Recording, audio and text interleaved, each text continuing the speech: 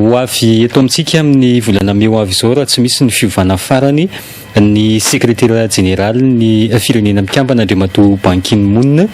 fitsidihana ofisialy no ataony eto an-toerana raha ny vaovao teo anivon'ny ministerany raharaham-bahiny atao aoriana ny fanasana izay voalaza fa nataony ny filoham-pirenena Hery Rajaonarimampianina azy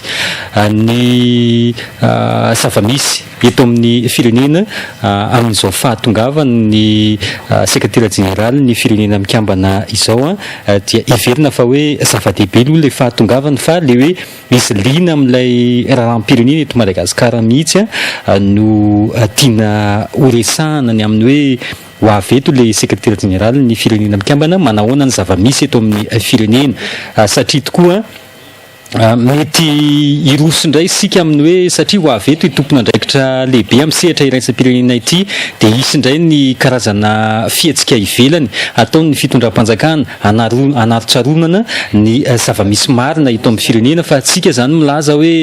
ny zava-misy eto amin'ny firenena na amin'ny lafinina na amin'ny lafinina dia efa tsara tatitra any amin'izany sekretera jeneraly ny firenena mikambana izany ary efa imbetsaka aza no manao toromarika ny ohatra manao fanamariana sy manome toromarika manao fanambarana sy ny sisa ny firenena mikambana mikasika ny raharaha eto an-toerana raha tsy tanisa fotsiny tsika farany teo ohatra ny resaka hoe ny fanajana ny zon'olombelona ny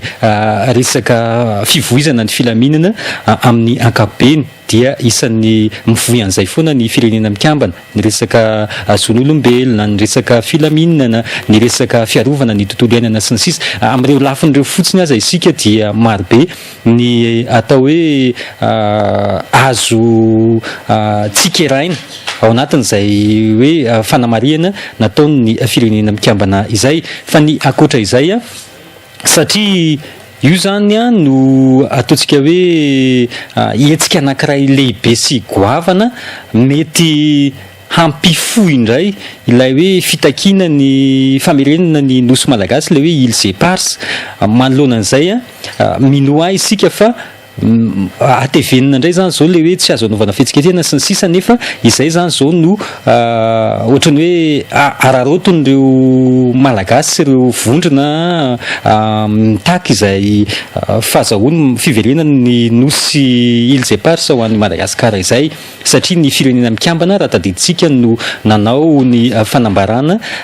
nanao feikevitra ny tokony anaovana ny dingana rehetra izorana amin'ny famerenana izay nosy malagasy izay ho an'ny Madagasikara dia amin'ny fotoana io zany tokony horesahana bebe kokoa isan'ny hoe tokony horesahana bebe kokoa ao anatin'izao fahatongavany ny sekretera jeneraly ny firenena mikambana eto amintsika izay ny mikasika ireto Îles Éparses ireto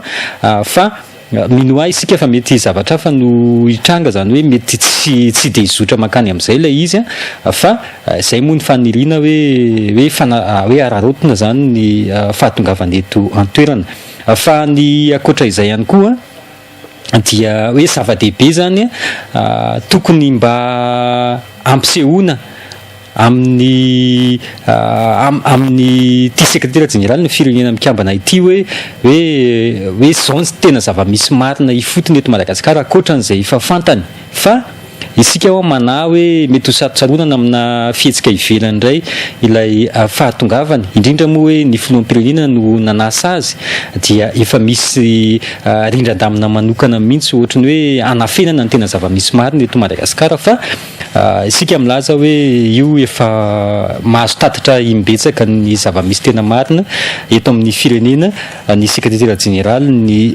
firenena mikambana na izany naty zany hoe tena mitodika eto Madagasikara zany ny hoe malina ny firenena maro manerana izao tontolo zao ny zava-misy eto Madagasikara ary ny tena mamenatra dia hoe le zava-misy amin'ny lafiny ratsy ny tena ahenony any ivelany an'izany Madagasikara zany amin'izao fotoana izao dia izay le hoe mba tokony mitady fomba zany hanatsarana an'izay sarina izay image ny Madagasikara amin'ny sehatra iraisam-pirenena izao dia ilay fomba atao mihitsy zany no tokony mba hisy ataontsika hoe paikady mba matotra fa tsy le vonjy tavanandro ohatran'le fanao reny hoe misy olona andalo dia amboarina ny lalana misy olona andalo dia rofina ny 4 misy ny sisa tsy an'le izy fa mba ny resaka le tena any amin'ny votoatiny le fitantanana ny rahampirenena mihitsy na ny fomba fitantanana io ty resaka ady amin'ny kolokolo sy ny sisa ity ny resaka ara-sosialy ny mponina izay fototry le fampandrosoana mihitsy zany no tokony hojerena zany hoe le asa mihitsy no tokony hojerena fa izay no antoko le sary amin'ny sehatra iraisam-pirenena satria efa betsaka an'ireo no manao an'izany fanamarihana zany hoe tany tantalana fitantanana mahomby sy ny sisa dia any zany le izy fa tsy hoe etsika ivelany sy ny sisa dia izay no mba ampitaina amintsika hoe mahafantatra zany sika hoe ho avy eto zany ny sekretera jeneraly ny firenena mikambana.